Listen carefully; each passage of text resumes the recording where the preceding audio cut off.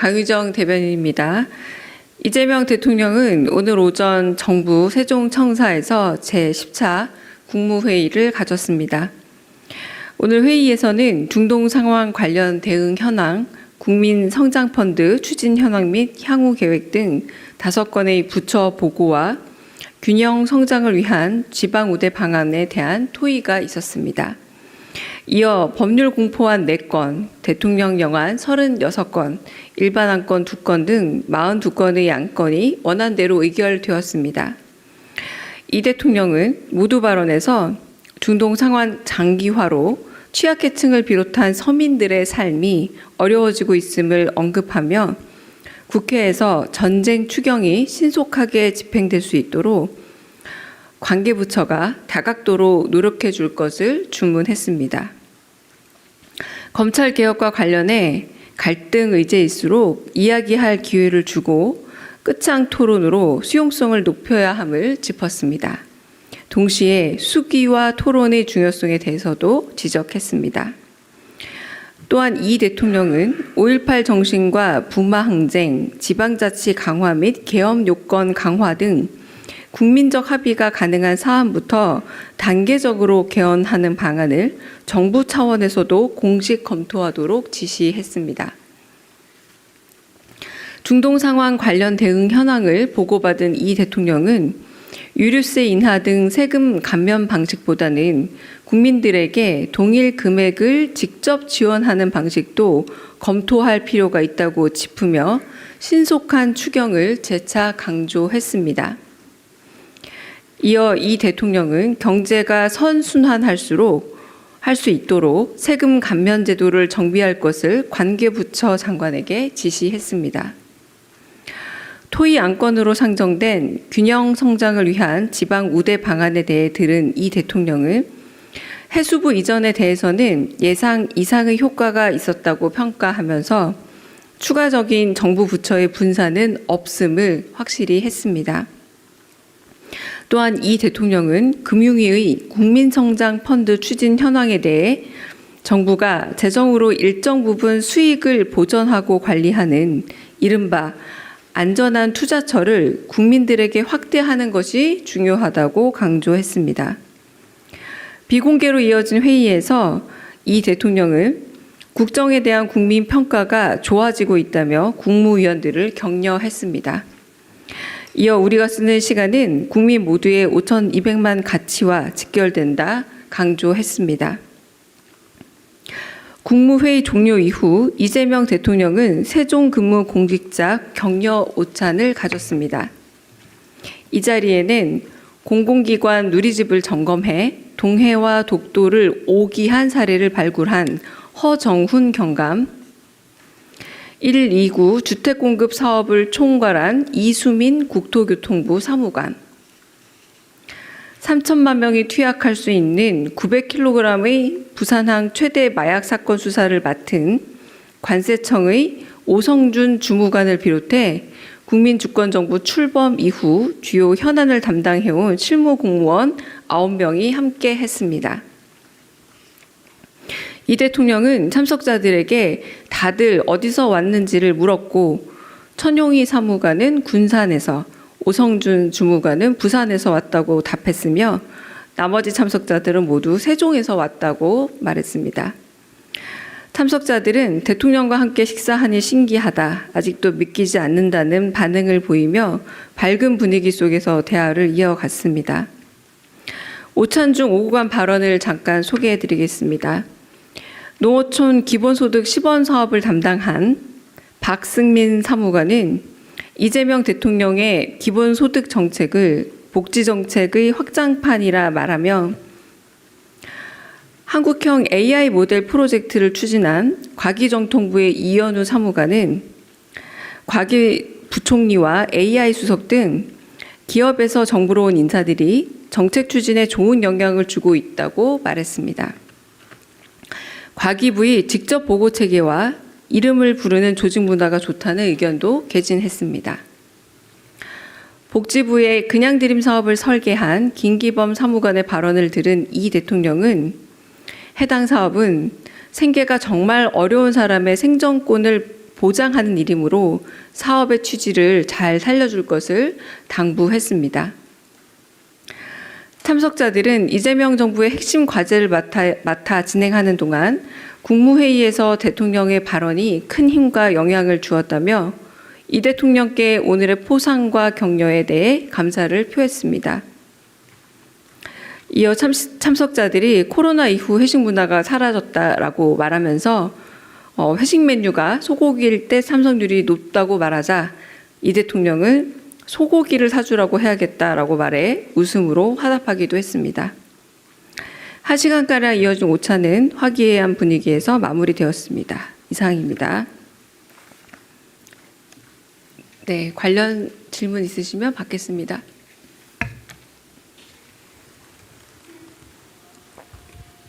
예, 국민일보 최승기입니다. 네. 그 대통령께서 오늘 전쟁 장기화를 언급하셨는데요. 청와대나 대통령께서 전쟁 장기화 가능성이라고 판단하신 근거가 혹시 뭐가 있으실지, 어떤 상황적 근거나 이런 것들이 있으실지 궁금하고요. 그다음에 차량 오부제 검토를 지시하셨는데 그거랑 전쟁 추경 말씀하시지 않으셨습니까? 그런 두 가지 말고 좀 범부처의 대응 방안들이 좀 뭐가 논의되거나 검토되거나 토의된 것이 있는지 궁금합니다. 전쟁 장기화는 그 혹시나 하는 우려에 대한 대비라고 보시면 될 듯합니다. 장기화가 뭐 예상된다라고 한다라기보다 혹여나 어떤 상황이 있을지 모른다라는 점에서 대비 차원이라 보시면 될 듯하고요. 혹시나 모를 대비 차원에서 관심에서 지금 주의로 격상되지 않았습니까? 그런 것처럼 혹시나 갑작스러운 격상이 혼란을 준다거나 불편을 초래해서는 안 되기 때문에 격상될 시에는 차량 10부제 내지는 5부제도 실시할 수 있다.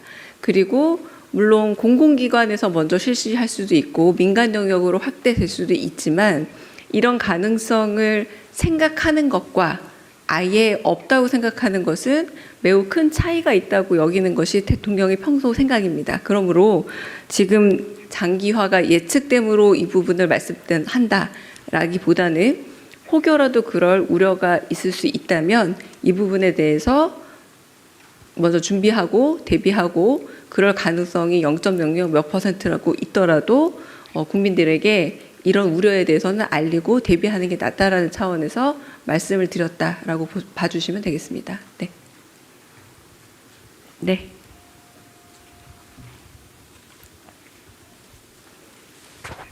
네, 저 TV조선의 최민식입니다. 오늘 대통령님께서 개헌 논의를 공식화하셨는데 앞으로 개헌 논의 순서가 어떻게 될 건지 좀 궁금합니다. 일단은 법제처에 정부의 공식 입장을 정리하라고 먼저 지시를 해주셨는데 그럼 법제처가 헌법 가안을 만들면 그걸 국회 개헌 투기로 넘기게 되는 건지 아니면 또 다른 방법이 있는 건지 궁금합니다. 그 말씀은 조금 차이가 있는 것 같습니다. 개헌 논의의 공식화라기보다 그 모든 논의들은 입법 과정이 있고 행정적 절차가 있기 마련입니다. 입법이 있더라도 뭐 정부 입법이라든가 내지는 정부의 행정적 절차를 거쳐야 하기 때문에 개헌 논의가 국회에서 개헌 특위를 통해서 이루어진다고 할지언정 행정적인 부분에서 마찬가지로 그와 대응되는 조직에서 행정적 절차가 이루어지지 않으면 안 되기 때문에 국회 개헌특위가 있고 여기서 개헌특위 논의가 있으면 이 부분에 있어서 행정적인 부분의 절차를 논의하는 대응기구는 어디가 되느냐라고 오늘 질의를 하신 거고요. 그래서 첫 대답이 정확하게 대응하는 기구는 아직 좀 발견하기 어렵다. 만약에 논의가 정리돼서 오게 되면 법제처에서 그 논의들을 정리한다라고 법제처장이 대답을 한 그 맥락을 말씀하신 것 같고요. 그래서 이걸 개헌 논의를 정부가 공식화했다라기보다는 국회에서 논의되는 개헌특위의 논의를 정부 차원에서도 그 논의에 대해서 정리를 한다거나 대응해서 그 논의를 정리를 하고 받아들이고 대응해야 될 어떤 기구가 명실상부하게 정확하게 지정이 되어야 한다라는 대통령의 지적사항이었다라고 보시는 게 더 맞을 듯합니다. 네.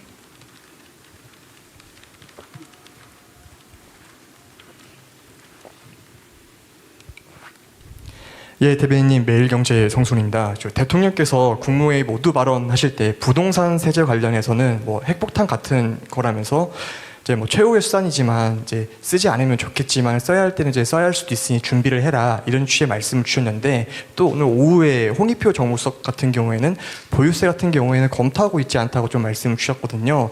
그래서 뭐 비공개 국무회의에서 부동산 세제에 대해서 뭐 추가 논의가 이뤄져서 이렇게 수석해서 방송 인터뷰를 그런 말씀을 하신 건지 그리고 또 뭐 세제 관련해서 뭐 금융위든 재경부든 대통령과 좀 어떤 보고라든지 논의가 이루어졌는지 좀 밝혀주실 만한 부분이 있으면 부탁드리겠습니다. 네, 부동산 특히 부동산 보유세는 최후의 수단이 맞습니다. 여러 번 저희가 확인하고 제가 대변인 답으로도 드렸는데 가장 최후에 부동산의 안정화 그리고 정상화 과정에서 모든 가용한 정책 수단을 쓴 이후에 이것이 모두 다 불용하다 생각했을 때 쓰는 거의 최후의 수단이라고 생각하시면 되겠고요. 네, 그래서 지금 현 단계에서 생각하고 있지 않다는 정무수석의 말씀을 들어주시면 될 듯합니다. 보유세는 최후의 수단이라고 생각해 주시면 되겠습니다. 네.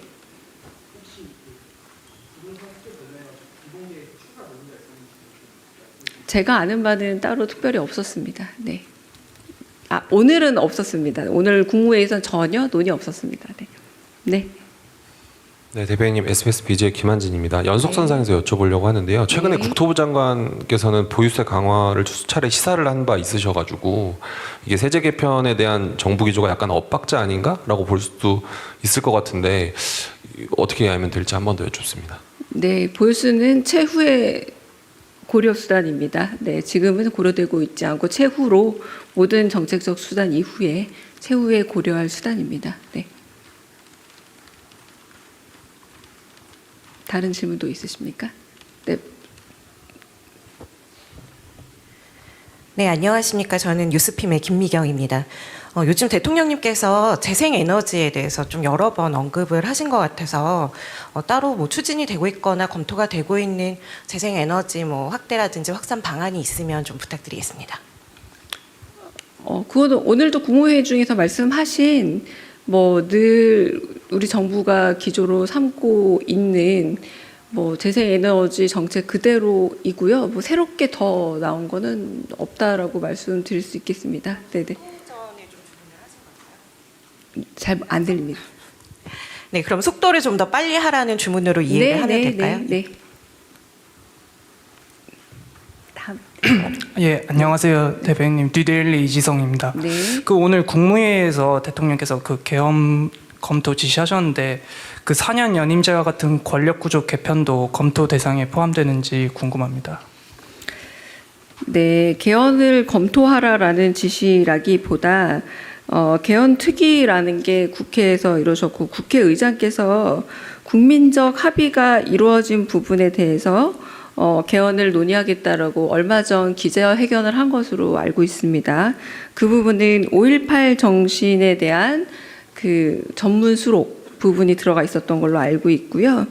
그리고 그와 함께 오늘 말씀하신 게 그렇다면 북마 항쟁 부분에 대한 요구도 있는 것으로 알고 있다라고 오늘 덧보태신 걸로 알고 있고요. 지방자치 강화나 개업 여건 강화 같은 국민적 합의가 가능한 사안은 가능하지 않겠냐라고 오늘 말씀하셨습니다.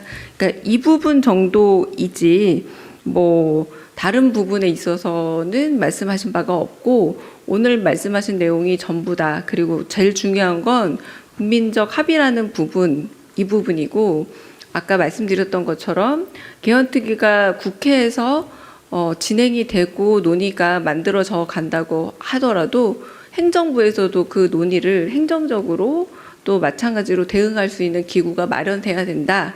이 부분이 오늘 사실은 방점을 찍은 부분이라고 보시면 됩니다. 네. 네. 예, 저 내일신문 김영선입니다. 트럼프 대통령 군함 파견 언급 관련해서 지금 공식 요청이 있었는지 아직은 물밑소통 단계인지 여쭙고 싶고요. 개헌 관련해서 하나 더 여쭈면 기구를 지정하는 게 더 방점이 있다. 정부에서도 대응할 수 있는 기구를 대응 지정하는 게 더 방점이 있었다고 말씀을 해주셨는데 아까 대통령 말씀 내용을 다시 생각을 해보면 정부가 주도할 단계는 아니지만 정부 차원에서도 공식 검토하고 입장을 정리하는 게 좋겠다고 말씀을 하셨어가지고 이거는 국회에서 어떤 논의를 해오기 전에 정부도 어떤 사전 검토를 해보자라는 뜻이라고도 받아들여졌는데 그건 아닌지 어떻게 이해해야 될지 여쭙습니다. 대통령 말씀을 일단 두 번째 먼저 말씀을 연이어 드리면은 아까 제가 브리핑했던 내용처럼 5.18 정신, 부마 항쟁, 지방자치 강화, 계엄 요건 강화, 국민적 합의가 가능한 사안부터 단계적으로 개헌하는 방안 등 정부 차원에서 검토할 부분은 검토해보자. 개헌 특위가 입법부에서 가는 것만으로 이 이야기가 입법부만으로는 갈 수 없는 문제이므로 그에 대응하는 정부 차원에서 이 논의를 당연히 국민적 합의에 대응하는 기구를 마련했는데 아까 대답을 좀 들어보셨지만 아직 거기에 대한 전혀 대응이 좀 아직은 좀 미비한 상태지 않습니까? 그러니까 대응 기구부터 마련해서 이 부분에 대한 대응을 해나가야 된다. 1차적으로 그렇게 말씀하셨다고 보시면 될 것 같고요. 트럼프 대통령이 말씀하신 발언한 내용에 대해서는 저희가 여전히 좀 신중하게 보고 있고 예의주시하고 있고요. 우리 정부는 중동 정세와 관련해서는 관련국 동향도 면밀히 보고 있고 또 우리 국민 보호가 가장 우선적이고 또 에너지 수송로 안전 확보도 매우 중요하기 때문에 종합적으로 고려하고 모색하고 있습니다. 네. 네. 네, 대변인님 아시아경제 송승섭 기자입니다. 앞선 질문이랑 좀 비슷한 것 같아서 좀 죄송하긴 하지만 그래도 확실히 여쭤보고 싶어서요. 그러면 앞으로 정부 차원의 개헌안 제시는 별도로 없을 것으로 보면 되는 것인지 아니면은 앞으로 좀 검토를 해서 정부 차원의 별도 개헌안을 낼 가능성도 있는 것인지 궁금합니다. 그거는 아직 거기까지 검토를 해서 낼지 안 낼지의 단계에서 이야기할 상황은 아닌 듯합니다. 네네. 공식적으로 검토를 해보자라고 한 것에 뭐 검토하는 의견을 내자 안 내자 여기까지 포함됐다고 말씀드리기는 어렵고요. 국민적 합의가 있는 개헌안에 대해서 공식 검토를 하고 그 검토를 할 수 있는 단위가 어디인지 확인하고 네, 그럼 공식 검토를 이제 해보겠죠. 해보고 난 다음에 얘기라고 해서 지금 먼저 말씀드리기는 어려울 듯합니다. 네. 다른 질문도 있을까요? 네, 없으시면 혹시 오프하고 혹시 궁금한 점 있으면 말씀드리겠습니다. 네.